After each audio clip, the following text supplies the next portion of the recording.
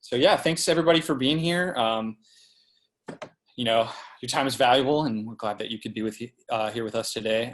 We're all here because of the unprecedented global crisis that has created a lot of shared challenges for us across the artistic community. If you don't know me, I'm Colin Moore. I'm the concert coordinator at the NC State University Department of Music. And we're lucky to have Dr. Gary Beckman on faculty with us, who as a leader in the field of arts entrepreneurship education has been addressing these issues of canceled events, facility closures, lost income, and strategizing for arts ventures in his work. And he's here today to help introduce two tools to help artists and arts businesses strategize and plan for this crisis and beyond. And these tools should help us assess the unique needs, challenges, and goals of our ventures to craft a plan that will enable it to survive and thrive as we go forward. So once again, to anybody who has joined us, I posted a couple links in the chat for you to look at the resources that Dr. Beckman's going to be talking about, and you can follow along with us. And we're going to have hopefully a portion at the end for some questions. So feel free to drop any questions that you have in the chat. I'll monitor that for that Q&A portion at the end.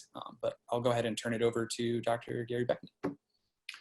Hello, everyone. Thank you very much for attending. I definitely hope that this is helpful for everyone. Just a little bit of a background. These tools are young. I developed them about 2 months ago, and I specifically did that because as a former touring musician and other things as well, I remember how tight it was to begin with back in the day when this wasn't happening, and sort of put myself in the position that many of you are in right now, and I figured that something needed to be done very quickly and immediately. So I developed these tools so that I could help you guys. This ostensibly the same webinar was also given to my colleagues at the Society for Arts Entrepreneurship Education a couple weeks ago, and they seem to like it. So hopefully this will help. Okay. So just a little bit about the program, because that should give you a little idea about not only what we do here, but also specifically about the tools. So this part is not a sales pitch. When I developed the program back in 2011, I wanted to make sure that this was an arts first program. In other words, our parent discipline, entrepreneurship, has some really good stuff that we use in our program and in the curriculum, but at the same time, we're artists first. And since artists make art first and then do the rest of it later, which is perfectly fine, it's just our process, I wanted to make sure that the curriculum and the program also reflected what it is that artists naturally do. Now that part is important once we get to the tools. So I'm going to share my screen now. I've got a brief PowerPoint sort of thing. Sorry, but it happens on occasion. And what I'll do is just start this for you. When I developed these tools, we had obviously everything curricularly went online. And thankfully and very nicely, the university allowed faculty to change their syllabi a little bit, content delivery, that kind of stuff. So I had these tools used, or I had one of my classes actually use these tools for 4 weeks. I gave them different scenarios, different artistic venture scenarios, and they worked through it. And it turns out, they did a great job, really, really fantastic job. So if any of them are logged in, you guys did great. And this is ostensibly most of this. So there's this part. Now, one of the larger points for me is worrying about a second wave. I'm a trained musicologist. That's what my doctorate's in. So for me, history is important, and so is precedent.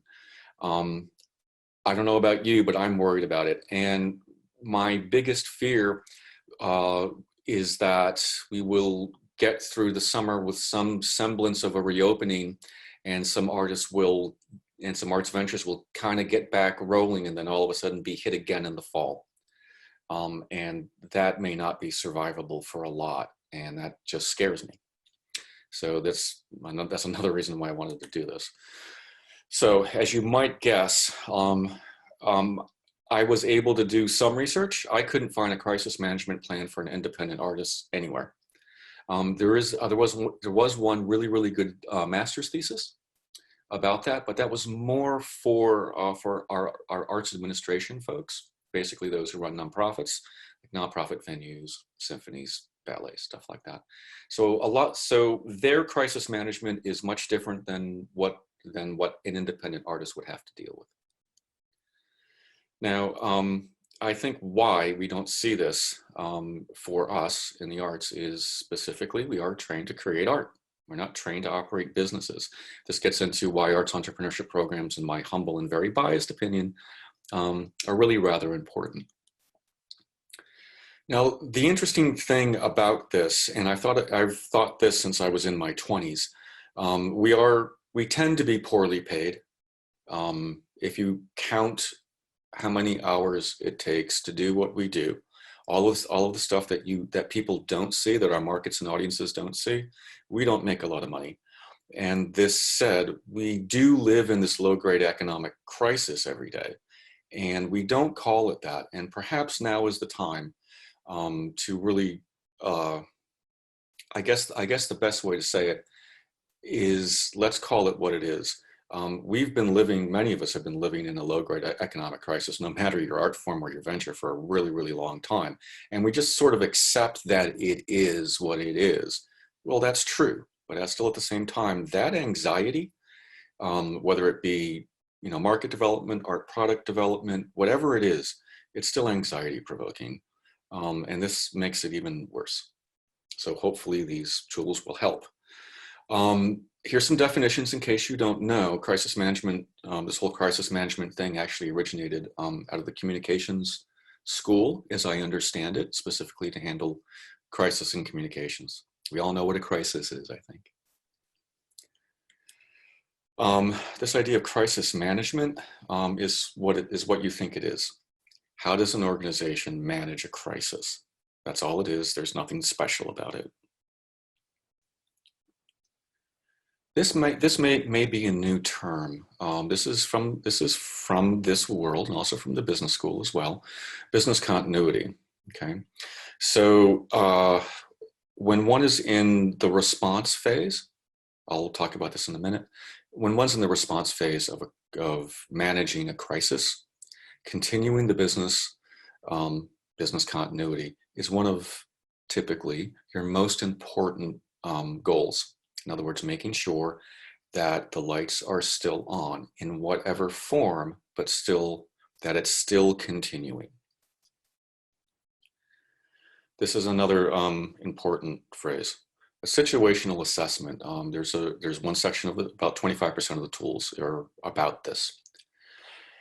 When one does a crisis management plan, typically they are done before the crisis occurs, not while the crisis is occurring. Therefore, it makes a lot of sense, right? If there's a known crisis, you can sort of dig out your plan and say, oh, okay, I made this plan, let me just follow it. A part of that planning is a situational assessment. So typically, there would be scenarios passed around a room with all the administrators of different aspects of a business, and they would address this fictional or typical crisis. So a situational assessment is really important. I'll talk more about this once we get to the tools. This part is actually larger than you might think, again, addressed in the tools. I'll be talking about that. This idea of crisis recovery and moving forward is important, okay? Much of what you'll see is taken right from these folks. What I will say is this, just an idea. when it comes to what happens after this is at least dealt with, I guess, or managed, perhaps might be the better word, is going to be really interesting in the arts, I think. I'm unclear whether or not things are going to go back to the levels that they were. This said, there should also be more radical innovation going on in the arts that may, in essence, siphon what we thought we were going to go back to. So that's just something to think about too. Let's define where we're at. This is a novel crisis, novel public crisis, public health crisis. In other words, it means that it's unexpected. Okay, that's why it's a novel coronavirus, an unexpected flu virus. Well, if it's a novel crisis, we're in a novel crisis as artists. Okay, we're in two crises. We're in an economic crisis that makes 2008 look mild, and a public health crisis at the same time. There are two happening at the same time. So this is bad. One crisis is bad enough.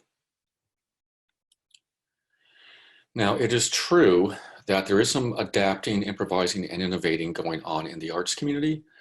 That seems to have slowed down in the past month. But I've been teaching in finals and all that, so I haven't been as on top of it as I probably should. But it seems to be slowing down. That I think that says something. What it says exactly, I don't know. Now, what I think in part is occurring, just in part, I think this is 10% of it, but I think it's important for us to also recognize is that our training as artists is to model, okay? In other words, we copy, right? So, if you have private lessons or group lessons with anything, we are taught to model what the teacher's doing, okay? And in the arts, we're really good at that, right? So if you're a 2D artist learning how to direct light, that important technical skill is something that we model first, we copy it first. Now, the interesting thing is that innovation, not just in the arts, but pretty much everywhere, tends to happen sequentially, okay? So by sequentially, I mean bit by bit, step by step, okay? So Andy Warhol, for example, was very much a sequential innovator, where Jackson Pollock was not, okay? There was a lot of radical stuff that he did. So this also is another important part of the tools, but I wanted to let you know about this as well.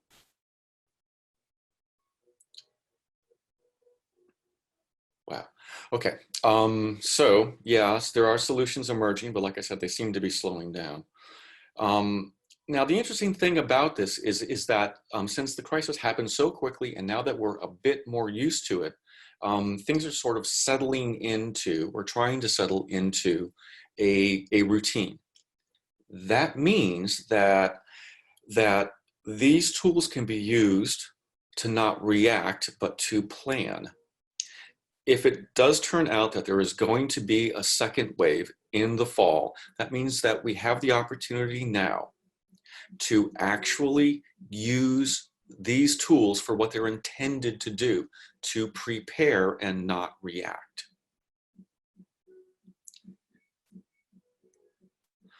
Now, our typical crises, which these tools can address and can help you with, and I suggest that you do them. If you're on the for-profit side of the arts, we have two big crises, right? So the first one is a complete rejection of the art. And the second one is an economic recession. Okay, so market rejection is pretty simple. Nobody likes my art. And then the economic recession thing is also fairly simple. We know how to handle those. We know that disposable income of audiences and of markets are going to go down. So therefore, people hold on to their money. They tend not to engage in the arts as much. On the nonprofit side, our typical crises are no funding, i.e. the grants aren't being granted, or your networking is not going well, something like that, or a loss of a major funder. These tools can hopefully address both of those. But these are our typical crises as it affects us either globally or locally. Now, so far, it appears as if our typical responses during this crisis is basically 4. I'm sure there's more by this point, but I've seen 4 primarily. One is artist relief funding. If anybody is logged on who does anything with that, thank you. It's massively important. And frankly, I was very surprised to see it not only occurring, but sustaining. It's extraordinarily heartening. So for those who are donating to such things, one, thank you. And if you know anyone, thank them as well for all the other artists who are getting a little help. This part, by the way, is addressing the tools. Online delivery, if you're a performing artist, we have 2 crises at the same time, right? We have the economic thing, and then we also have this public health crisis. The knee-jerk response for most arts businesses that are on the performing arts side has been online delivery of some kind. I'm unclear whether or not that's going to sustain. That's more my intuition and looking at markets and other things as well. Online arts education seems to be a response, which is great. More education we have online, the better. And then the odd thing that I saw was advocating, especially on the nonprofit side. Not that that's bad. It's good that that people advocate to their state representatives, their federal representatives about the importance of NEA funding and increased funding for the arts. Okay. This I pulled off the net, and the tools are basically built around this. Please read from the bottom to the top. Again, typically when one does a crisis management plan, you're supposed to be preventing a crisis from negatively impacting your arts business. Okay, so that's when you write these things. Right now, we're in the second phase, which is the response phase. That's where one actively manages a crisis. So if you're a 2D artist and you primarily pump out original oils, for example, you perhaps have 2 crises to deal with. One is a financial one, and depending on where you sell them, if you do a lot of galleries, then you have a public health crisis at the same time. And the question is how do you respond to that? What's going on in Washington, and there's obviously a push at all governmental levels, is to get to the resumption phase. So we're kind of in a bridge between response and resumption. This is where, after the bulk of the crisis has passed, this is where an arts business would resume time-sensitive operations. In other words, if you are, I don't know, let's say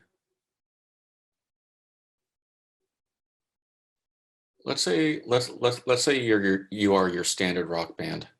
It's the easiest thing for me to talk about anyway.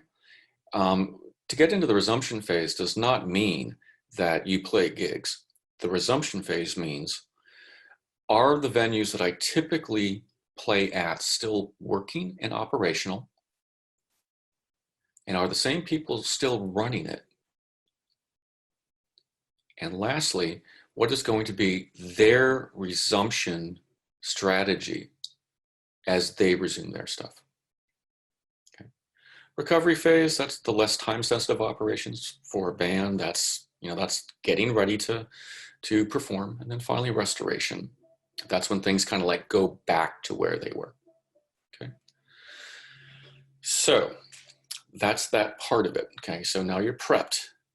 The actual plan itself occurs in there's 2 phases. Okay. There's 2 tools. But overall, the plan deals with venture continuity. Okay. Market and audience engagement. Market and audience communication, which is different, local support efforts, monitoring and applying innovations for a new short-term normal, and then finally a plan for a recovery. So these are the broad in the background pillars that help to support this. So what I'll do now is I'm going to talk about the tools.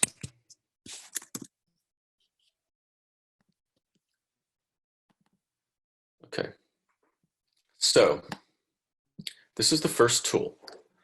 If you want to print these off, and you can, just a warning, they're on, both of them are formatted for 11 by 17. This is the format that we use for our in-class work in the program.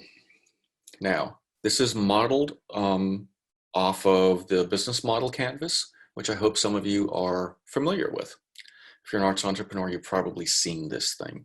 The reason why I did it in this way is because the format is fairly familiar to everyone who's interested more on the business and planning entrepreneurship side of the arts. So, as you can see, there's 11 boxes. So hopefully you can see my cursor. On the right-hand side from this bold line over, so boxes 1 through 9, that is your situational analysis section. Okay. So let me talk about that first. And the way this goes is that these columns are important. Okay. So I'll go through each of them and I'll show you what's going on.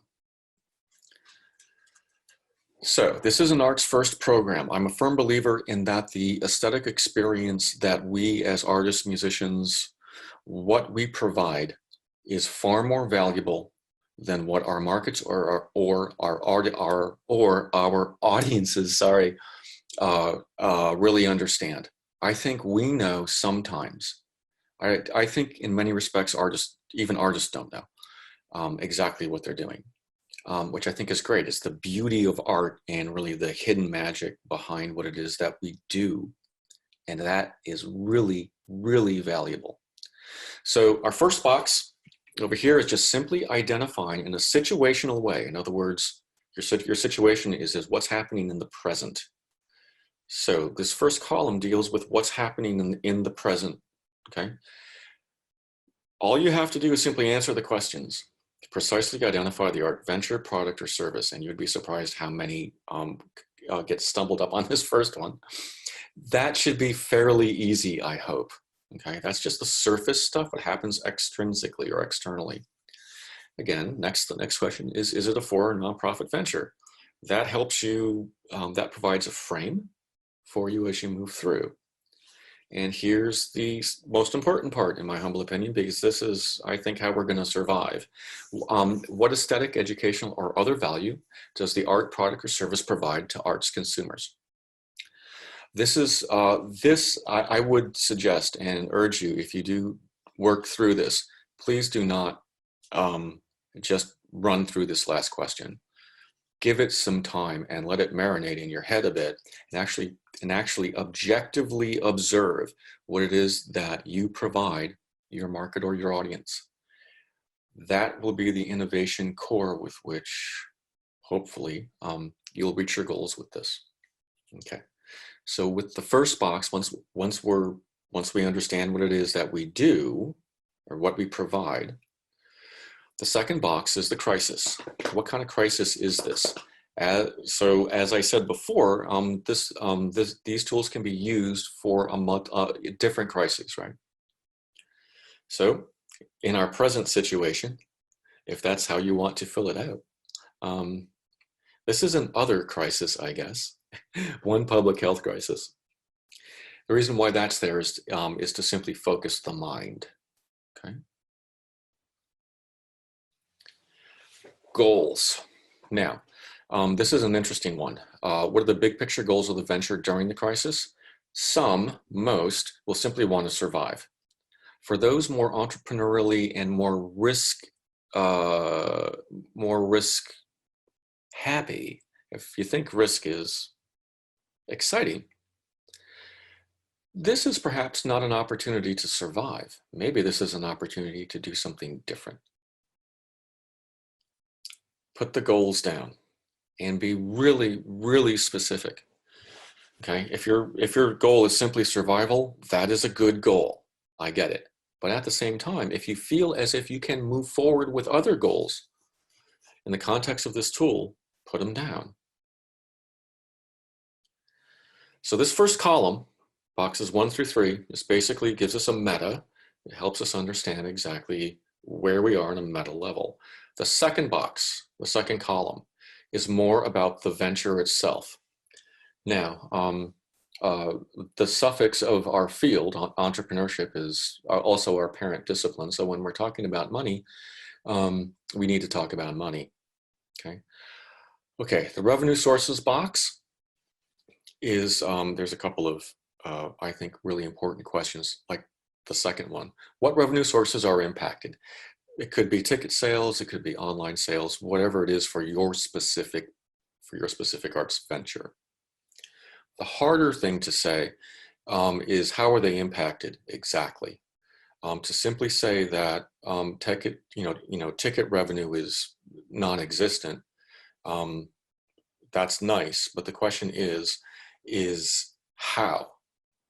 Okay, we're not getting any kind of ticket revenue because the venues are closed down.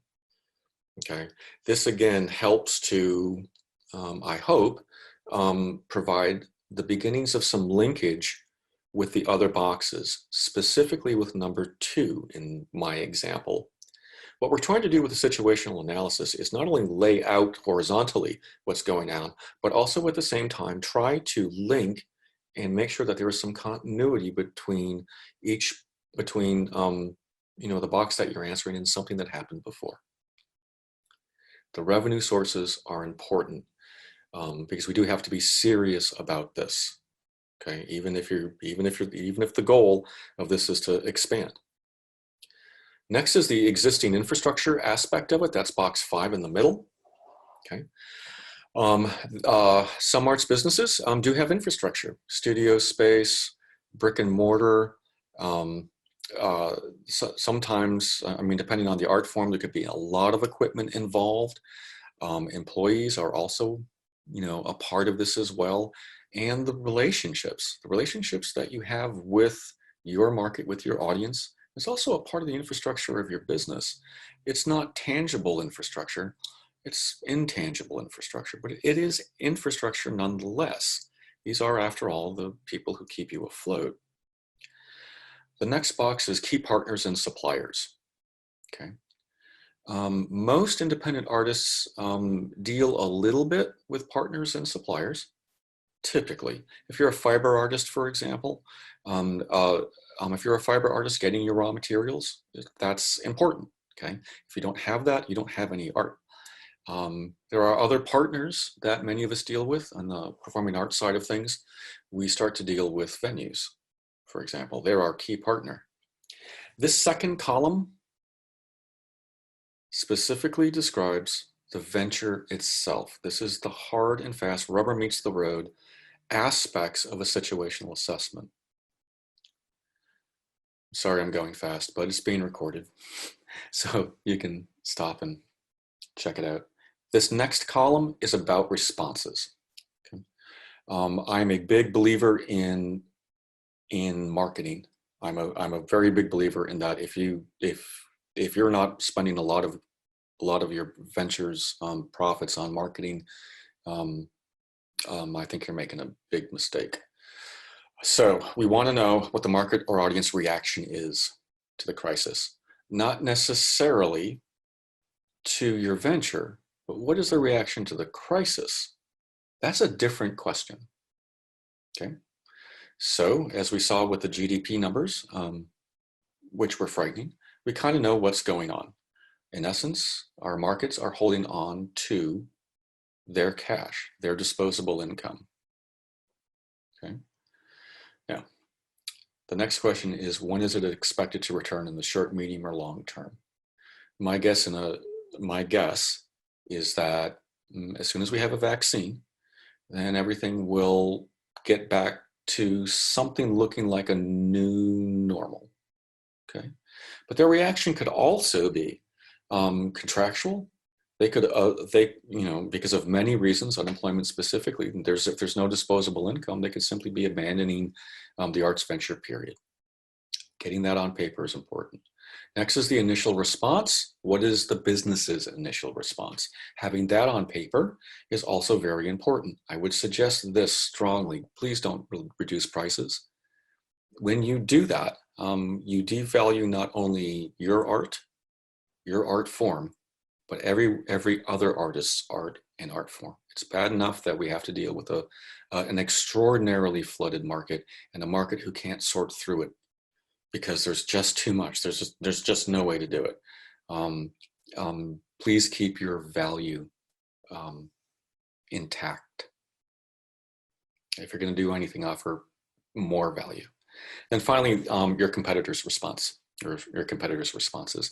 For many of us in the arts, our competitors are our friends, right? Especially if we're talking about it locally, okay? We need to know what our competitors are doing, because this should hopefully provide some innovation that we can work with. Now comes the hard part. Once the situational assessment boxes 1 through 9 are done, then comes the harder part, but I think it's also the most creative part. This is when we start dealing with boxes 10 and 11. Now, it's a chasm, actually, but it's a creative, but it's a chasm that can be bridged creatively. Your arts venture, whatever it is, in whatever situation that it is in, should have a strategy to meet your goal. It actually isn't that hard to develop this, even though it may seem like it's a chasm. It's actually not. Our creativity as artists helps us bridge the strategy. Now, when I did this specifically with my class, I had them for the first week do research and try to find as many innovative responses to the crisis that arts businesses and independent artists and arts organizations were doing. They used that mostly as a pool of innovation. So no matter what art venture scenario or art discipline scenario that I gave them, they were free and encouraged to take an innovation from even a remotely different discipline or a remotely different arts venture, and use that to innovate a strategy. So this is the part where I cannot help a lot. And I can't because each arts venture is different. The arts are geographic. Each arts venture in a geographic area is different. Even in micro-geographic areas. So that's why the crisis strategy that you develop here should be very broad. If you're a 2D artist that has a lot of prints and makes a lot of money selling prints, and all of a sudden that's drying up, but you have 300 prints lying around, one of your crisis strategy points would be, I need to sell my inventory. If you're on the performing arts side, if your goal is simple survival, perhaps a strategy point, a broad strategy point, would be simply making sure that my market and that my audience knows that I care about them and that I'm hanging on to. That is a strategy. It's a nice broad strategy. Once you create your strategy in broad strokes, next comes box 11. And that is your strategic activities. This is the strategic activities that you are going to do to implement your strategy. So this is where we get more fine-grained. If you're that 2D artist with prints, and you have a lot of prints and you need to sell them, if one of your goals is, I need to sell my prints, that would occur here, goal, right? Sell my prints. You have a number of actions. Your actions could be something as simple as, maybe I need to increase face-to-face marketing. Maybe I need to do create a different marketing strategy to move this stuff. Maybe I need to partner with different people. Maybe I need to get very innovative with the way that I communicate the value of my art. It could be many, many things. All of them are unique to your business.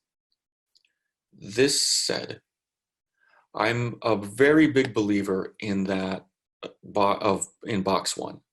I think that the value of our art, in many respects, when it comes to a strategic activity, needs to be better communicated. Sometimes simply communicating in a different or better way helps an audience or a market understand the true value of what it is that we do.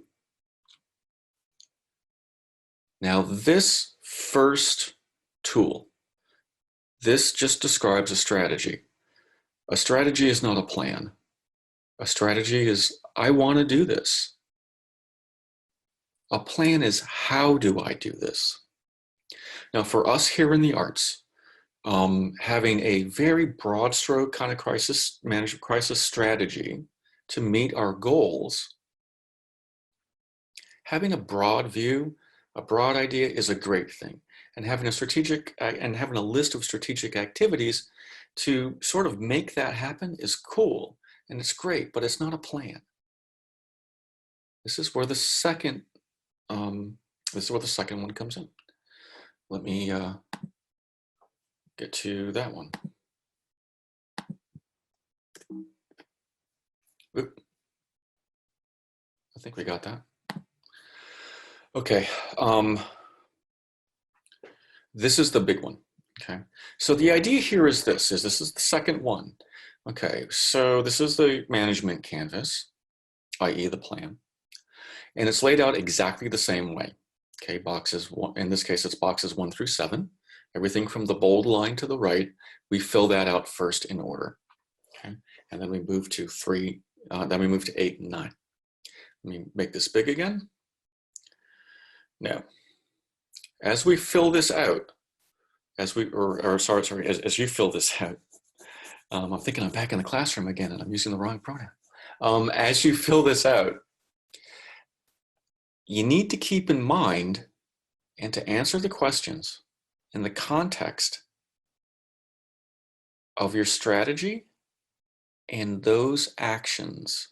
That means if you print this out on 11 by 17 paper, don't put the strategy away. You'll still need it. You'll need to refer to it. So you're going to answer the questions here in the context of what you wrote down on the other canvas. That's the important part. Otherwise, this is not going to work. Okay, so just make sure that you're answering in the context of what you've worked on before. What this canvas is going to do is it's going to test the creative development of your strategy, and it's also going to test how you take that creative idea and manifest it on the ground. And you can only do that by keeping in mind the original crisis management strategy and those actions. First is venture continuity, just like it is on just like I had on the slide. Okay, address the crisis's impact on budgeting, new product introduction, research, business planning, etc., and how it's going to be addressed in the near term. Okay, so as artists are artists, right? And we always want to create art and create a lot of it. And the question is that a good use of our time in the context of our goals, in the context of the relationships that we have with our partners and our markets? So next section is identify the arts products or services offered during the response period, because that's venture continuity. and if there will be a change in delivery, value, or communication. Okay, basically it's one of these things where, again, if you're a 2D artist, if you have prints, more than likely you have originals. With the present economic crisis, selling the originals might be tougher than selling a print, and it's not just price point. Okay, if you sell in galleries, the galleries are closed. So selling those originals will be even tougher. So as you think about making sure that your venture is continuous, okay, please think of how delivery, value, or communication will be changing based on your original crisis management strategy.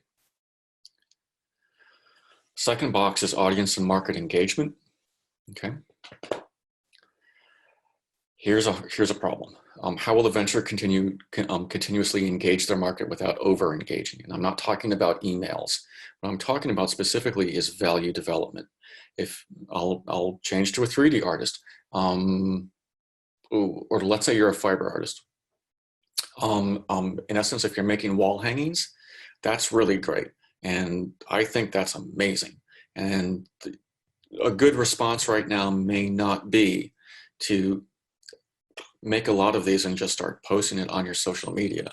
It's not really engaging. The question is what are you going to do with that creativity?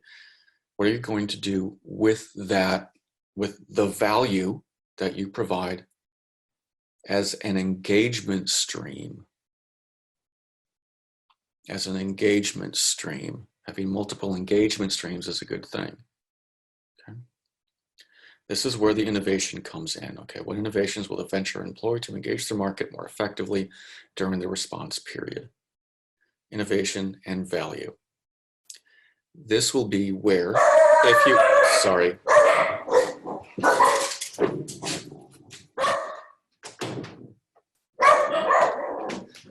Sorry, I have dogs.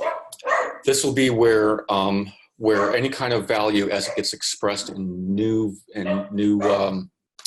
innovations, new product is going to be tested. So if you put that in your crisis management strategy, this is where you get to actually pump that out a bit and actually expand on it. I know I'm getting a little close for time. The market and audience communication bit, I think, is one of the most important things that we can really address when it comes to testing your crisis management strategy. We need to know as a matter of venture continuity, we need to establish as a matter of venture continuity, communication and appropriate communication with our market and with our audience.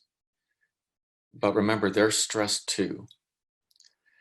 And I think that one innovation that I don't think is either being overused and underused at the same time is the last question. How will the venture acknowledge the emotional and human pressures on the market? This is crucial. I have not seen a lot of innovation on this side. It's easy to make an emotional plea, as one would do. I mean, if you're writing a grant as a nonprofit, right? I mean, the emotional pleas. That's almost your first paragraph, right? This is different, I think. And when it comes to being in a crisis, every crisis is going to require a different communication strategy, and this one will as well. Remember, it's novel, and even though 15% of the nation has lost their job, 85% have not. And thinking about where and how this 85% would like to have communications from you, and how often and in what form, will also test your crisis management strategy. Number 4 is local support efforts. Okay, I think that in any crisis, we need to understand what our safety nets are. These safety nets are typically local, at least that I've been able to see. Okay. So, this said, based on the goals of your crisis management plan, you may or may not want to take advantage of those efforts. This said, it depends on the goal, right? If you're looking for survival, yes, you probably would. If you're not, and if you want to expand, you probably don't need to. Or maybe you do. It really depends on what it is you want to do. The next box is monitor and apply innovations.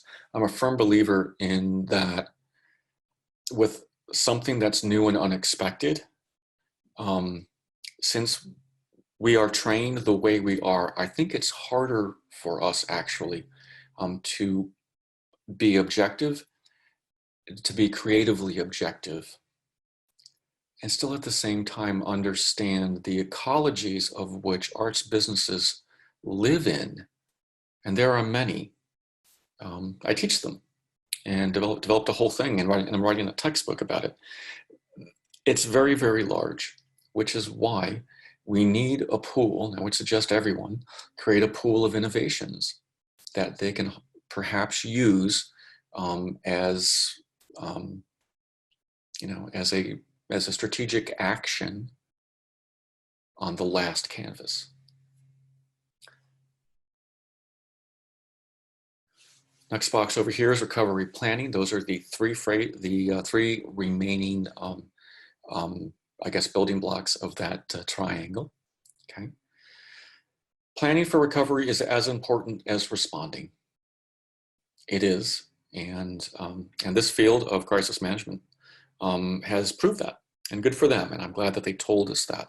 I certainly, when I came into this, had no idea. So good. Thank you. All you have to do again is just answer the questions. Now comes number 7. Okay. And this is an important thing. Now, based on the questions above, is it necessary to revise the venture's crisis strategy? Okay. When my students ran through this, about half required revisions, and I agreed with them. I absolutely did. This last box forces anyone who is actually doing this to evaluate their strategy from the other canvas through these different and smaller, perhaps, keyholes. If you think that your strategy is, has stood the test of this second canvas, then you go to box 9. And in order, this is your plan. If you don't need any kind of revisions, a goal and an action, this said, it's probably best to do it sequentially. That will help you in the long run, I think, especially if you're going to do this for real, anticipating a second wave in the fall. So, as far as I'm concerned, one of the first things that I would do is make sure that I had new and innovative product. Next thing I would do would be making sure that I had a very, very good marketing plan. So in case things get worse. This said, if you require revisions, you would put it here in box 8. Okay. That becomes the actual plan itself. And then, assuming that there are revisions, you do the same thing in box 9. Now, the idea here is that with 2 tools, we get a situational analysis, we creatively develop an initial strategy, moving to the second canvas now. Then we take that strategy and test it and make sure that it is going to be robust enough to create venture continuity, robust and value-based enough to create engagement and have it sustained. The next thing would be making sure that whatever you initially planned can be communicated well, if not leveraged. And then number 4, making sure that you know that you have a backup. How you're going to monitor for innovations that you can use, and then finally recover. I'm going to stop sharing this now. Okay, I've talked an awful lot, and I'm very sorry. But these are, I mean, this is not, I mean, you know, this isn't for the faint of heart. You know, you're not going to do this in an hour. It's, you know, it's meaty. But then again, my students went through it with, you know, with in essence what I just gave you. And they came up with some amazing, amazing ideas and some innovations that would just knock your socks off. So my guess is that you can as well.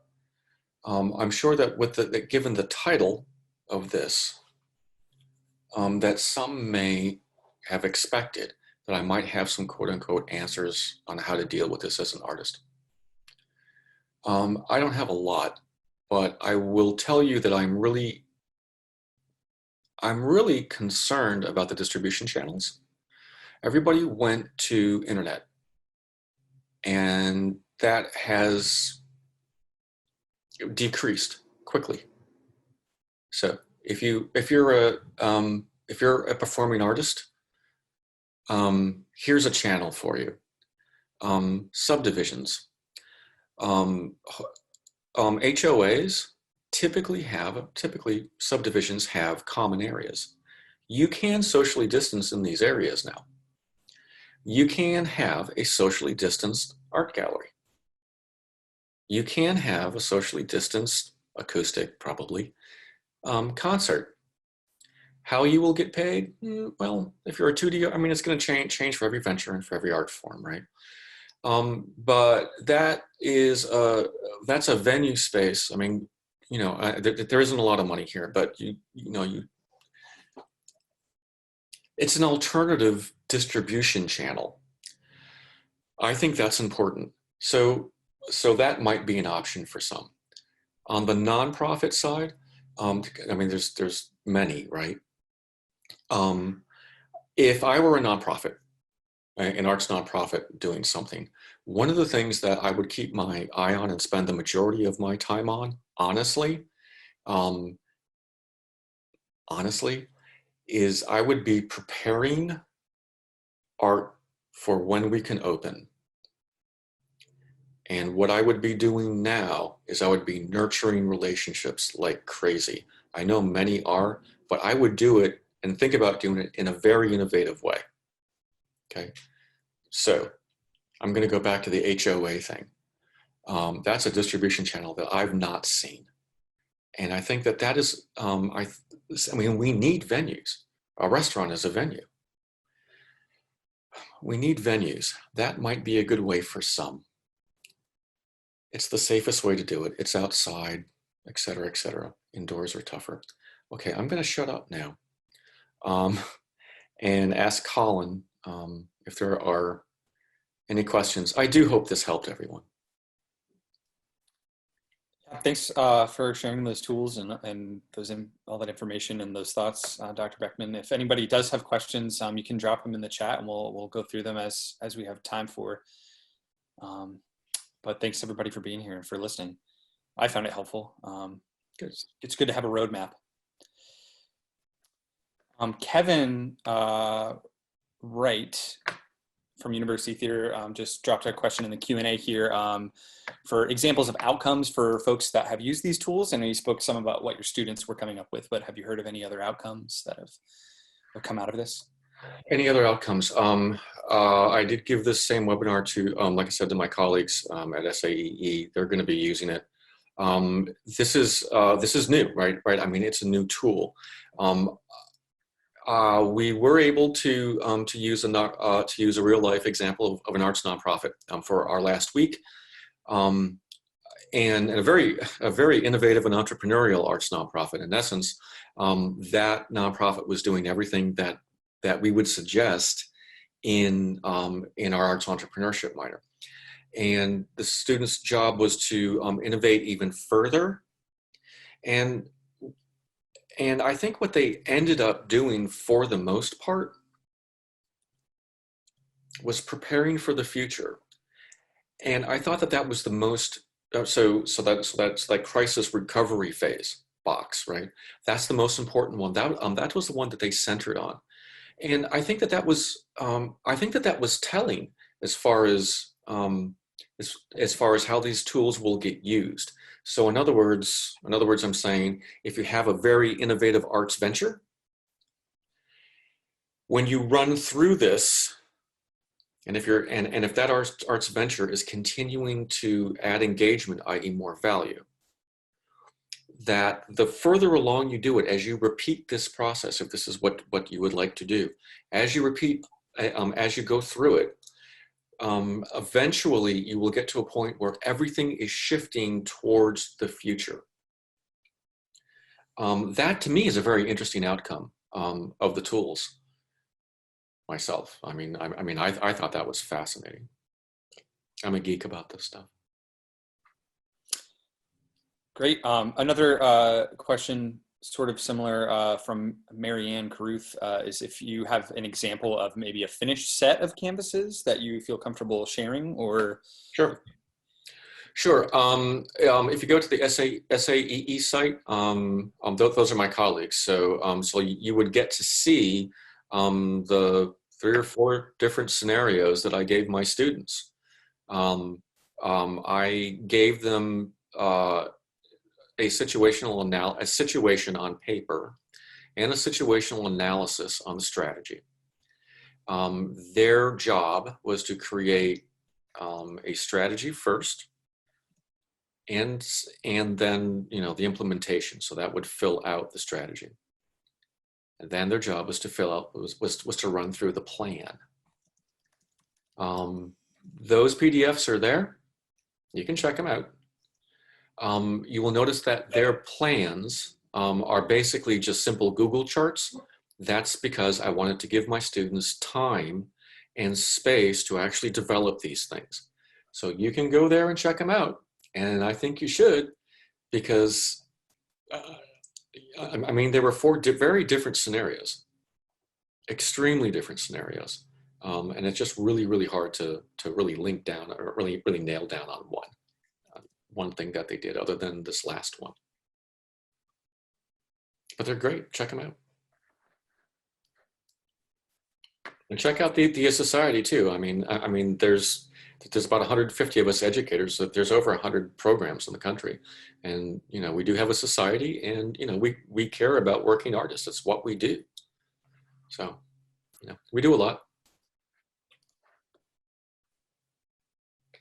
Great. Any other questions from anybody still here? I think all that was very helpful. Hope so.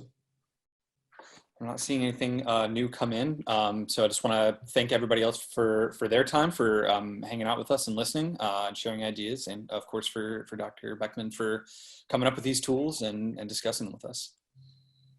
Okay. All right, and on that note, I guess we'll go ahead and close out. Thank you all, and have a great rest of your day, and keep sharing ideas with us.